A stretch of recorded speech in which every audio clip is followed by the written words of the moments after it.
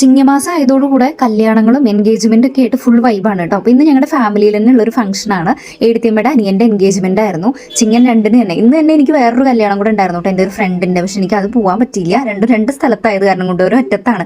ഇവിടുന്ന് അവിടെ എത്തുമ്പോഴത്തേനും അവരെല്ലാവരും വീട്ടിൽ പോയിട്ടുണ്ടാവും. അത് കാരണം കൊണ്ട് ഇതാണ് നമ്മുടെ പയ്യൻ വരുന്നത്. 2 പേരുടെയും പേര് തുടങ്ങുന്നത് SS ആണ്. ശ്യാംകുമാർ ആൻഡ് സ്വാതി. എന്താ ഒരു ഒത്തൊരുമ അല്ലെ, നല്ല രസമുണ്ടായിരുന്നു കേട്ടോ. 2 പേരും മെയ്ഡ് ഫോർ ഈച്ച് അതർ എന്ന് പറയാം.